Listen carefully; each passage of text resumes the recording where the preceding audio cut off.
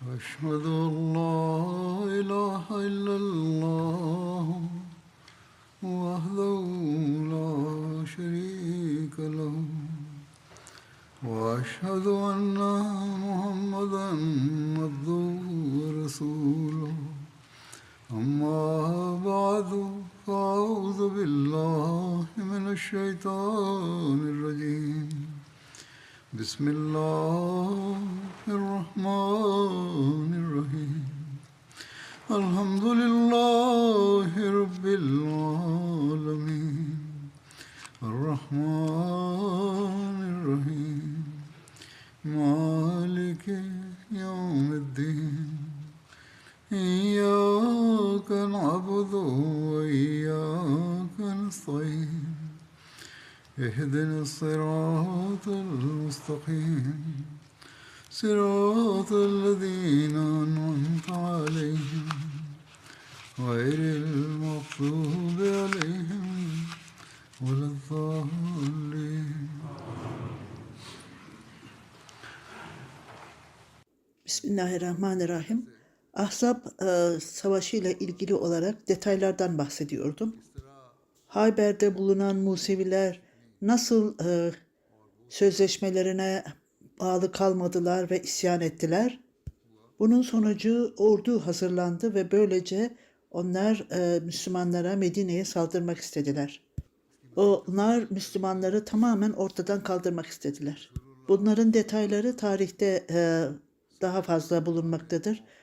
Onların bildiğine göre Resul-i Ekrem sallallahu aleyhi ve sellem Sulayd ve Süfyan bin Aslemi'yi haber almak için, ordunun durumunu öğrenmek için onları gönderdiler. Her ikisi de onlar Beza denilen Mekke ile Medine arasında bulunan bir yere geldiklerinde Lefa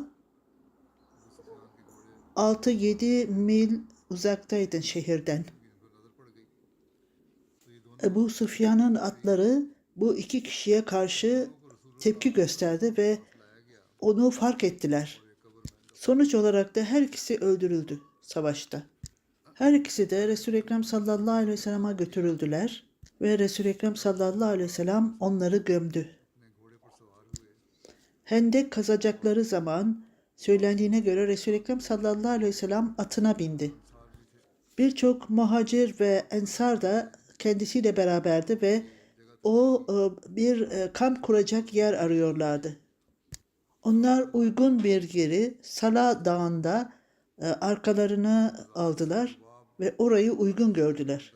Mezac-ı Sevat ve Radeş'te hendek kazılmalıdır. Zübab-ı Radeş'te orada hendeğin kazılması uygundu. Bu Medine'ye yakındı. Zübab da Medine'ye yakın bir dağdı. Radeş kaleydi Medine'de ve Musevilere aitti. Ayrıca o gün hendek kazma işi başladı. O gün Müslümanların ellerinde kürek tarzında alet edevat bulunuyordu. Resul-i Ekrem sallallahu aleyhi ve sellem hendek kazılmayı her bir kabileye verdi. Sahabeler onar ayrıldılar. Resul-i Ekrem sallallahu aleyhi ve sellem her 10 kişiye 40 hendek açılma işini verdi. Resul-i Ekrem sallallahu aleyhi ve sellem kendisi de bu hendek açmada çalıştı. O toprakları, taşları kaldırarak omuzladı. Müslümanlar hendek kazma işini bitirdiklerinde kendi bölümlerini diğerlerine de giderek onlara da yardım ettiler. Onlar işlerini bitirerek gitmediler. Esasen onlar işlerini bitirdiklerinde diğer bölümlere yardım etmeye gittiler. Hiçbir Müslüman hendek kazmada arkada kalmadı. Hazreti Ömer ve Hazreti Ebubekir kazacak bir alet edevat bulamayınca onlar kendi elbiselerini kullandılar. Onunla beraber taşı ve toprağı kaldırdılar elbiseleriyle. Hazreti Beşir Ahmet bu olaydan bahsetmiştir.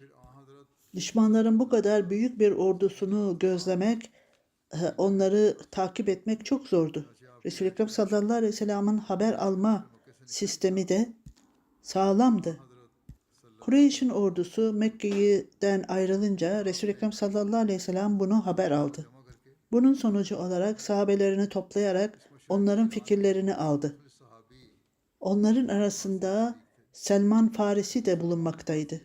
O Arap olmayanların savaş stratejisiyle ilgili olarak fikri vardı. O fikir vererek Medine'nin etrafında uzun ve çok derin bir hendek açılmalıdır. Böylece hem emniyetli olacaklar hem de kendilerini savunacaklardır. Hendek açma fikri Araplar için çok yeniydi.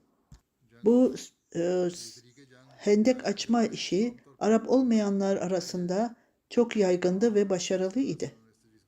Resul-i Ekrem sallallahu aleyhi ve sellem bu teklifi kabul etti. Ayrıca geçmiş hutbemde de bahsettiğim gibi Allahü Teala ona bu hendek kazılması görevini, işini vahiy etmişti. Yine bildirildiğine göre Medine 3 yönden korunmakta idi. Duvarlar, evler ve çok büyük kayalar, bu yönler Kureyş'in ani saldırılarına karşı koruyucuydu. Belki Suriye tarafından aniden düşmanlar oradan saldırabilirlerdi. Bu nedenle Resul-i Ekrem sallallahu aleyhi ve sellem emir vererek hiç Medine'nin tahmin edilmeyen yerinde hendekler açılmalıdır. Kendisi bizzat onlara eşlik etti ve o yerleri işaretledi ve bu hendekleri 15 fit derinliğinde işaretledi. Bundan sonra bu işi 10 grup sahabe arasında paylaştırdı. Bu gruplar arasında arkadaşça tartışmalar başladı. Onlar Selman Farisi'nin kendileriyle beraber çalışmasını istiyorlardı. O muhacirler arasında mı sayılmalıydı yoksa ensarlar arasında mı sayılmalıydı? O İslam gelmeden önce orada ensarlar arasında sayılıyordu. Selman bu fikri vermesine karşın yaşlı olmasına rağmen çok aktif ve güçlü idi. Her grup onun kendi grubuna dahil olmasını istiyorlardı.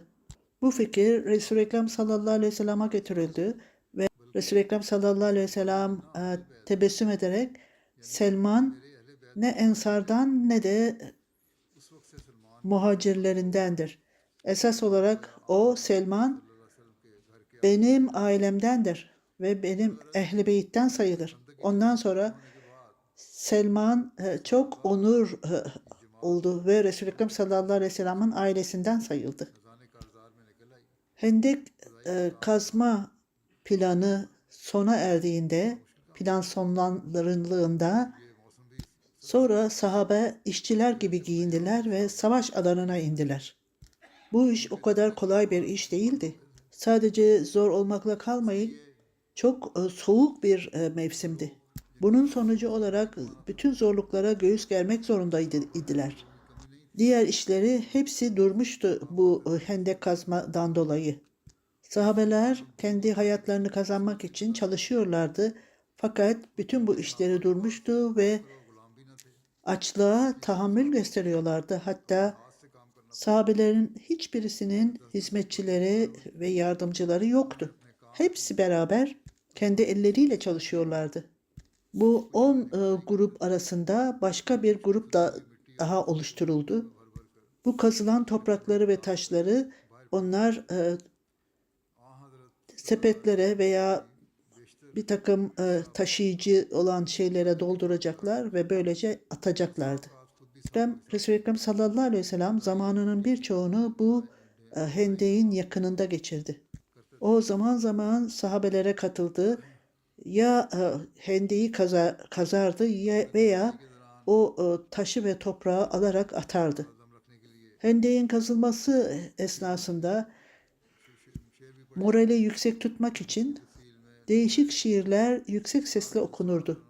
Sa'd bin Sarad'ın bildirdiğine göre Resul-i Ekrem sallallahu aleyhi ve sellem bize geldi. O zaman biz hendek kazıyorduk. Hendeyin taşı toprağını omuzumuzda, sırtımızda dışarıya atıyorduk. Resul-i Ekrem sallallahu aleyhi ve sellem bizim açlığımızı gördü ve şöyle dedi. Ey bizim Rabbimiz, gerçek hayat ahiret hayatındadır. Ensar ve muhacirin senin lütfunla affedilsinler. Sahabeler buna cevap verdiler ve şöyle dediler. Bizler Muhammed sallallahu aleyhi ve sellem'in elinden biat ettik ve hayatımızın son nefesine kadar biz buna devam edeceğiz. Hazreti Bara Hendek'in kazıldığı gün Resul-i Ekrem sallallahu aleyhi ve sellem'in taşı ve toprağı kendi elleriyle aldığını gördüm. Öyle ki her tarafı toz toprak olmuştu. Resul-i Ekrem sallallahu aleyhi ve sellem İbn-i Ruhaha'nın şu şiirini okumuştu. Ey bizim Rabbimiz!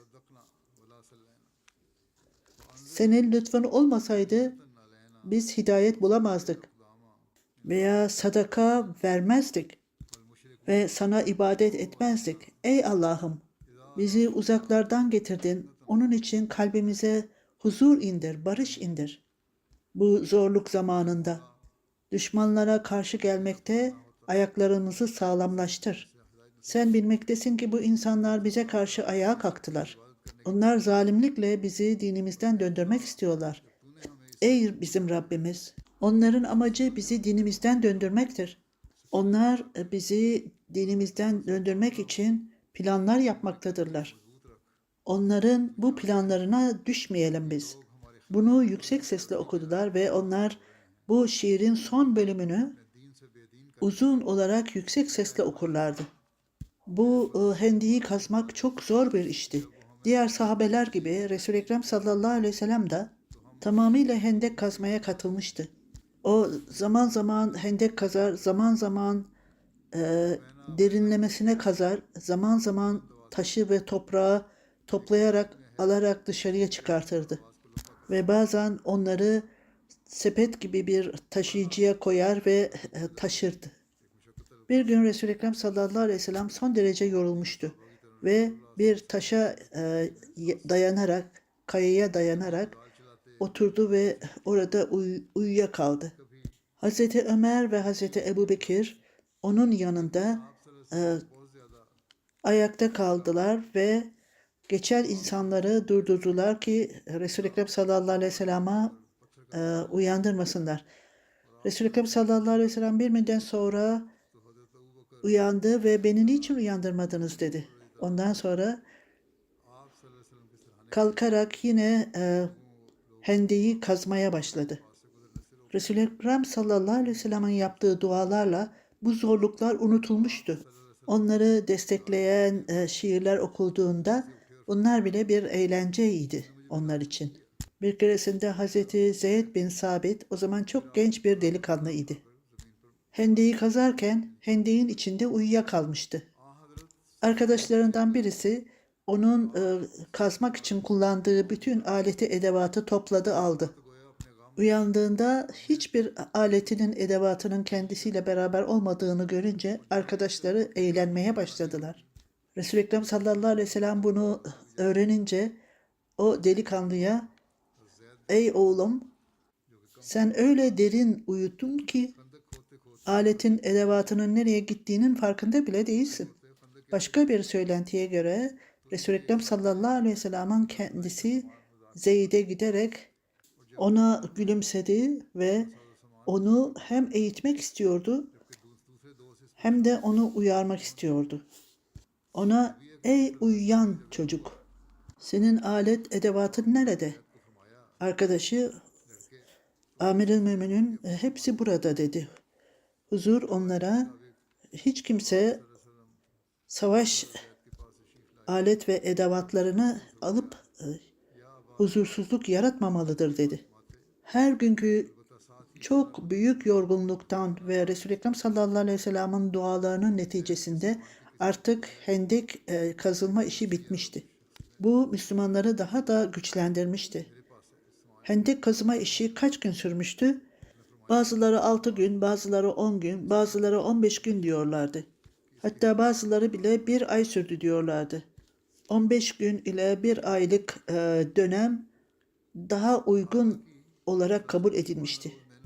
Hendeğin uzunluğu 3 mil uzunluğundaydı. Genişliği 9 arşın, derinliği ise 7 arşındı. Yani genişliği 14-15 fittir. Derinliği ise 10 veya 11 fittir. Bu derin ve uzun hendek asırlarca orada kaldı. Vadiden gelen sular ve zaman içerisinde toprakla bu hendekler doldu. Medine'nin bilinen vadilerinden birisi olan Matan, Medine'nin vadilerindendi. Akik ve Kanal vadileri.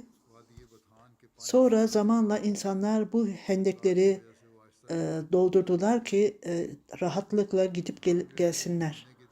Vadilerden inen sularla ve yuvarlanan topraklarla, taşlarla bu hendekler doldu. Meşhur tarihçi Necar şöyle yazıyor. Bugün bile günümüzde biz bu hendekleri görmekteyiz ve çok büyük sayıda hurma ağaçları bunun içinde büyümektedir. Daha sonraki dönemlerde biz bu hendeklerin hiç izine bile rastlamamaktayız. 600 yıl orada bu hendekler kaldı fakat daha sonra onların izi silindi. Batan Vadisi'nden gelen sular artık kurumuştu. O günler Medine'de çok huzursuzluk yaşanan bir dönemdi. Müşrikler eve gitmek için bahaneler arıyorlardı. Fakat sahabeler son derece aktiftiler. Kadınlar, çocuklar bile onları destekliyorlardı. Resul-i Ekrem sallallahu aleyhi ve sellem'in hanımları bile ona katılıyordu. Bu tehlikeli zamanlarda onlar Resul-i Ekrem sallallahu aleyhi ve sellem'in yanında duruyorlardı. Çünkü hendek Medine'nin dışında kazılıyordu ve Resul-i Ekrem sallallahu aleyhi ve sellem devamlı oradaydı. Medine'nin kadınları ve çocukları emniyetli kalelere yönlendirilmişlerdi. Bazen Hazreti Ayşe Resul-i Ekrem sallallahu aleyhi ve sellem'e gider ve onun yanında birkaç gün kalırdı. Hazreti Ümmü Seleme onunla birkaç gün kalır. Daha sonra Hazreti Zeynep birkaç gün orada kalır ve Resul-i Ekrem sallallahu aleyhi ve sellem'in diğer mübarek hanımları Beni Harisa'nın kalesinde kalırlardı. Bazıları ise Resul-i Ekrem sallallahu aleyhi ve sellem'in mübarek hanımları başka kalelerde kalırlardı. Fahri Hazreti Sabit bin Sabr'in kalesi Medine'de. Hendek kazarken bazı mucizeler de görüldü. Kazarken büyük taşlardan birisi kırılamadı ve söylendiğine göre hendeyi kazarken o hendeğin bir bölümü son derece sertti. Bütün gayretlere rağmen kazılamadı orada ve sonuç olarak Resul-i Ekrem sallallahu aleyhi ve sellem'e geldiler. Ondan yardım istediler. Resul-i Ekrem sallallahu aleyhi ve sellem su istedi onlardan. Mübarek tükürüğünü o suyun içine koydu ve ondan sonra dua etti ve bu suyu o taş olan bölgeye döktü. Sahabelerin bir kısmı da oradaydı. Onlar bildiriyorlar, biz Allah-u Teala'ya yemin ederiz ki o Resul-i Ekrem sallallahu aleyhi ve sellem'i gerçek ile bize getirdi ve o suyu oraya döker dökmez orası eridi ve adeta bir kum haline geldi. Başka olaylarda da yine müjde verilmiştir. Yine başka bir nedenle Hazreti Selman Farisi orada Hendek'teki taşı kazamıyordu. Resul-i Ekrem sallallahu aleyhi ve sellem Hazreti Selman'dan o baltayı aldı, eline aldı. Hazreti Selman o taşı kıramadı ve Resul-i Ekrem sallallahu aleyhi ve sellem o taşa vurdu. Sanki orada bir şimşek çakmış gibi ışık çıktı. Resul-i Ekrem sallallahu aleyhi ve sellem Allahu Ekber dedi. Sahabeler de onu tekrar ettiler. Allahu Ekber.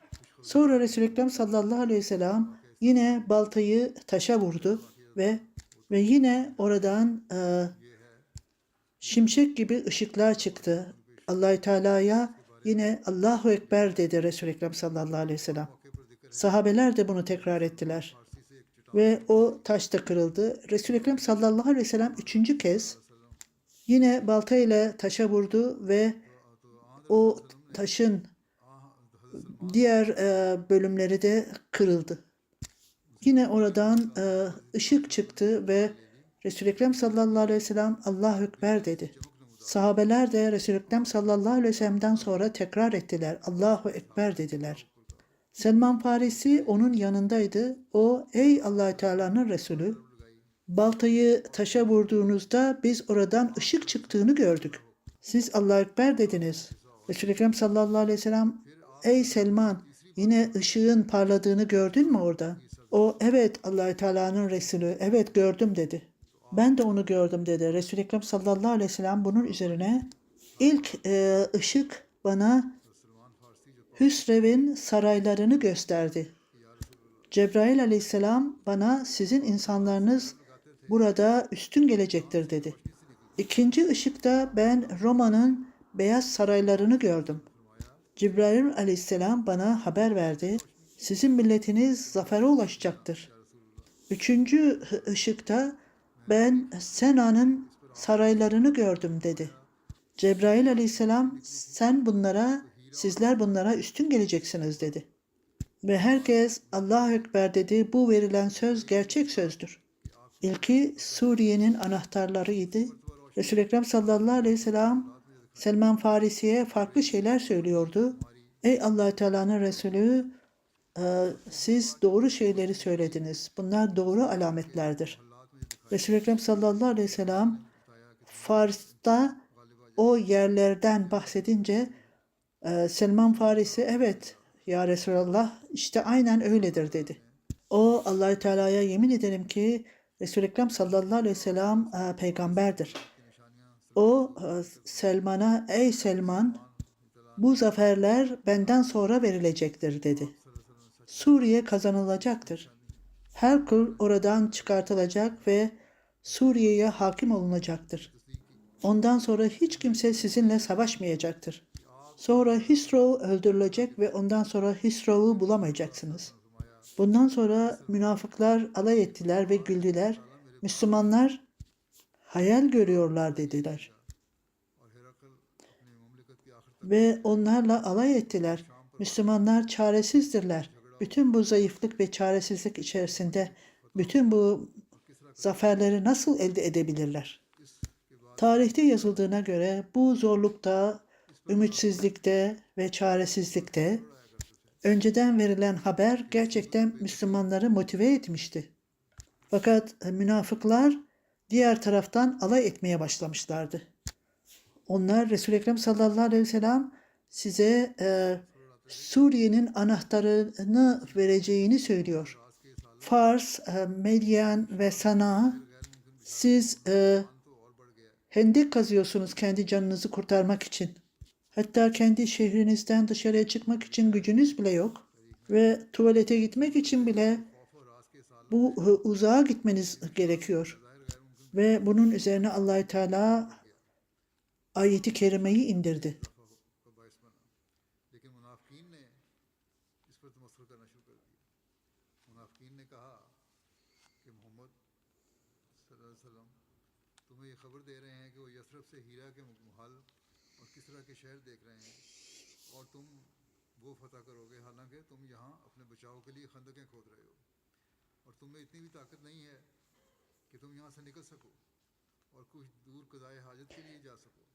Münafıklar ve kalplerinde hastalık olanlar Allah ve Peygamberi bize sadece hayalden başka bir şey söz vermedi.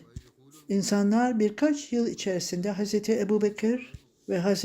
Ömer zamanında bütün bu zikredilen yerlerin hepsi ele geçirildi ve zafere ulaşıldı. Görünüşte çaresiz olan bu Müslümanlar o yerlerin koruyucuları haline geldiler. Hazreti Selman Bütün bu zaferleri gördük. Bu taşların kılınması konusuyla ilgili olarak Hz.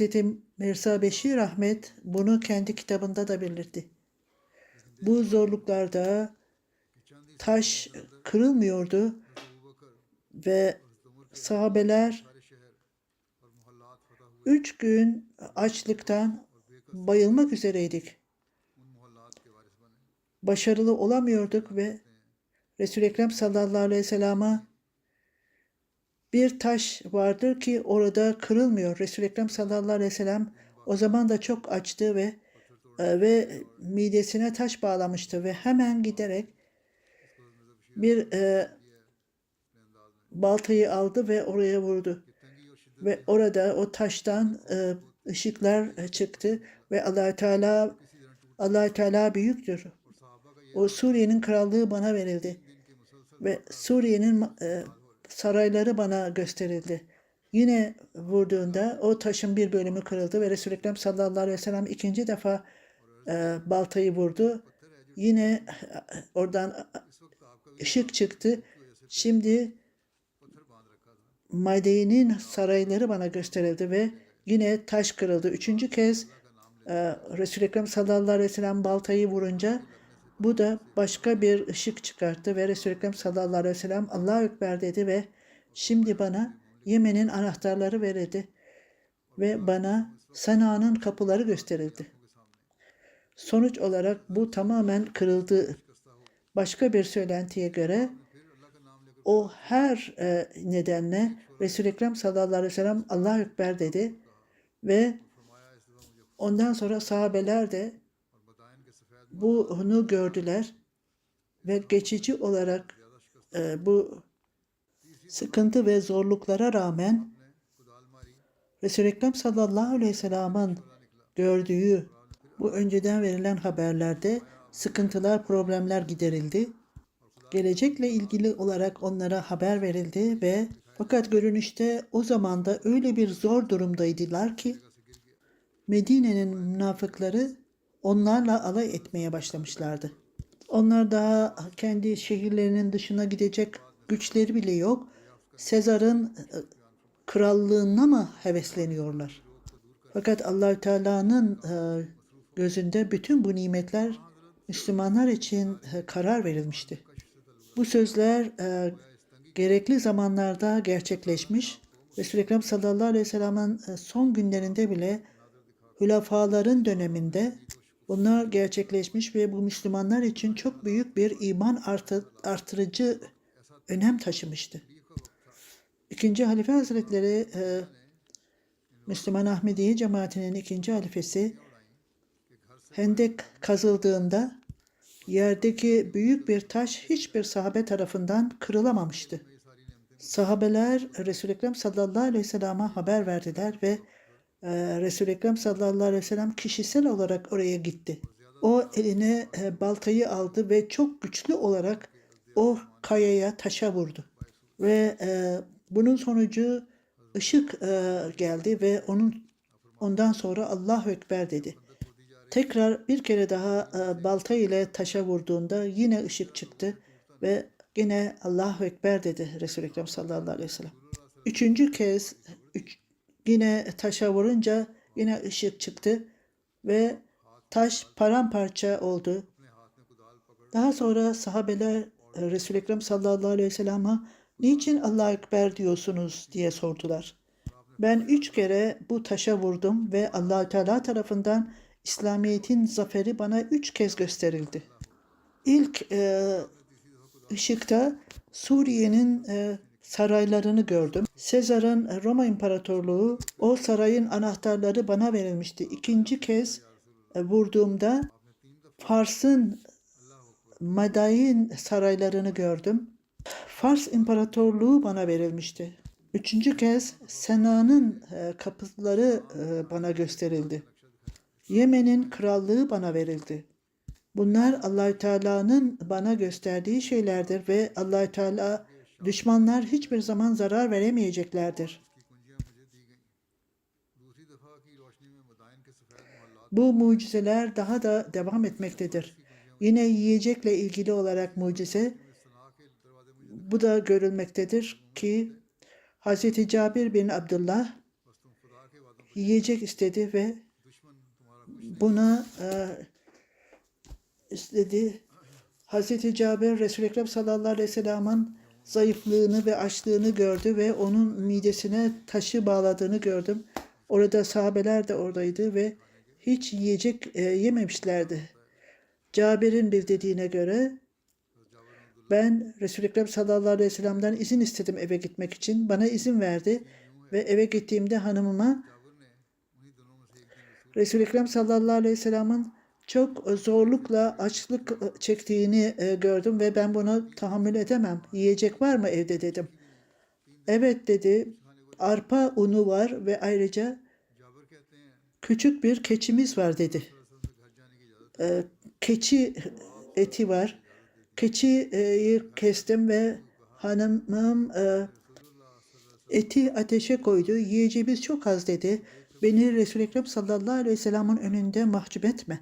Sen gizlice git, sessizce onu davet et dedi. Sonra ben Resul-i Ekrem sallallahu aleyhi ve sellem'e geldim ve sessizce ona ey Allah-u Teala'nın Resulü benim çok az bir yiyeceğim var. Resul-i Ekrem sallallahu aleyhi ve sellem benimle gelebilir misiniz? Resul-i Ekrem sallallahu aleyhi ve sellem benim parmağıma dokundu. Ne kadar var dedi. Ben şu kadar yiyeceğimiz var dedi. O çok fazla bile dedi. Hanımına söyle ateşi söndürmesin ve ekmek yapmaya devam etsin. Resul-i Ekrem sallallahu aleyhi ve sellem ey hendekte olan bulunlar. Cavit size yemek hazırlamış. Benimle beraber gelin. Resul-i Ekrem sallallahu aleyhi ve sellem insanların önünde yürüyordu. Ben öylesine utandım ki Allah-u Teala bilir ne kadar. Kalbimde çok insanlar var. Sadece arpa unu ve küçük bir keçi eti. Ey Allah-u Teala sen bize yardım et. Eve gittim ben hanıma söyledim. Ona Resul-i Ekrem sallallahu aleyhi ve sellem bütün muhacir ve ensarı da getiriyorlar. Hanımım ne yaptın dedi. Ben sana sessizce ona söyledim. Kocası ben öyle yaptım. Bana ne yapmam gerektiğini söylediysen ben de aynen öyle yaptım. Resul-i Ekrem sallallahu aleyhi ve sellem onları davet etti dedi. Öyleyse üzülecek hiçbir şey yoktur. Allah-u Teala ve onun peygamberi daha iyi bilir. Hiç üzülme. Bu kadının imanıydı işte. O kocasına bile o kadar güveniyordu. Cabir'in bildirdiğine göre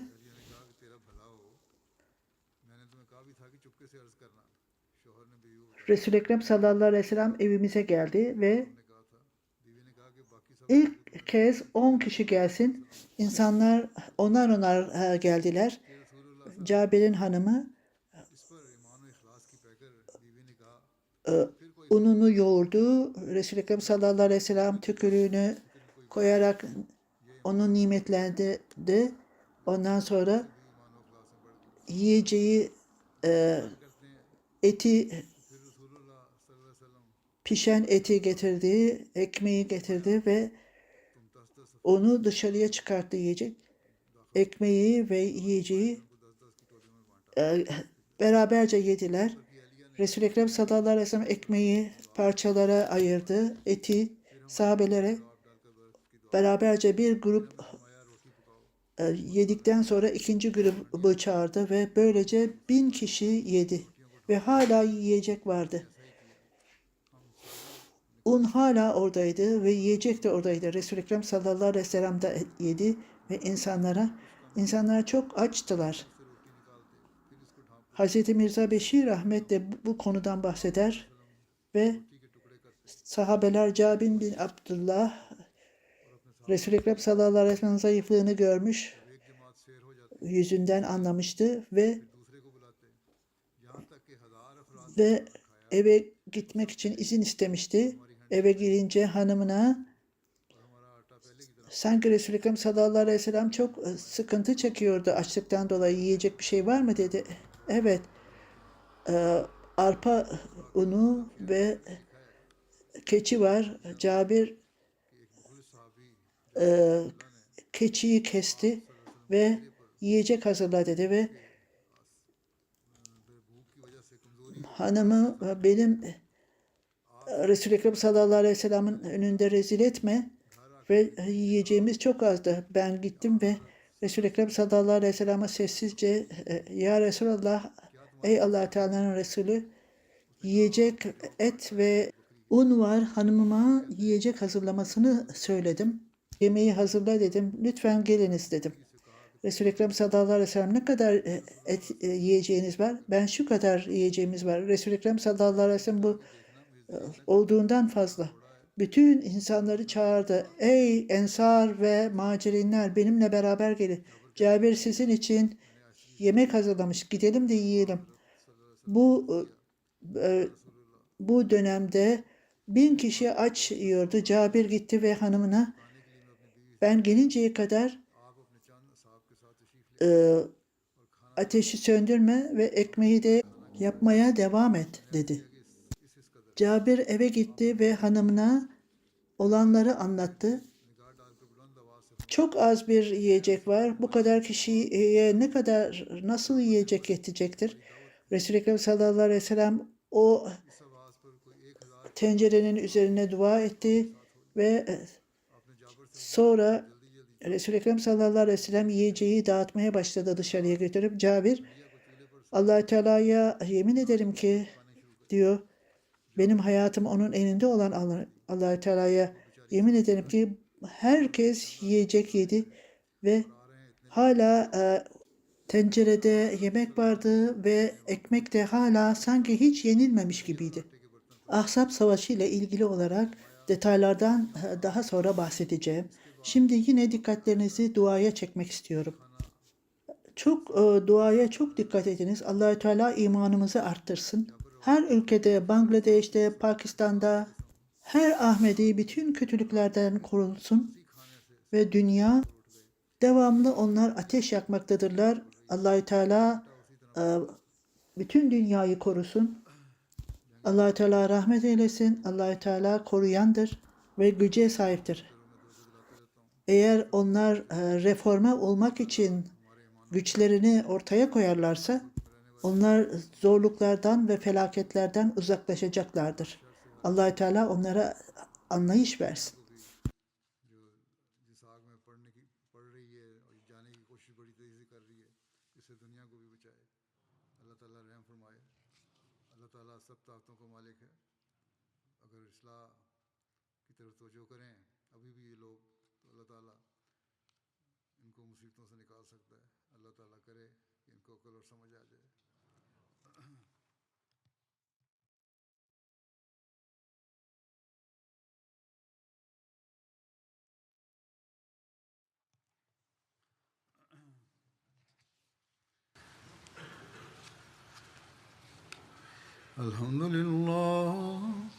الحمد لله نحمده ونستعينه ونستغفره ونؤمن به ونتوكل عليه ونعوذ بالله من شرور أنفسنا ومن سيئات أعمالنا من يهده الله فلا مضل له ومن يضلل فلا هادي له ونشهد أن لا إله إلا الله ونشهد أن محمدا عبده ورسوله عباد الله رحمكم الله إن الله يأمر بالعدل والإحسان وإيتاء ذي القربى وينهى عن الفحشاء والمنكر والبغي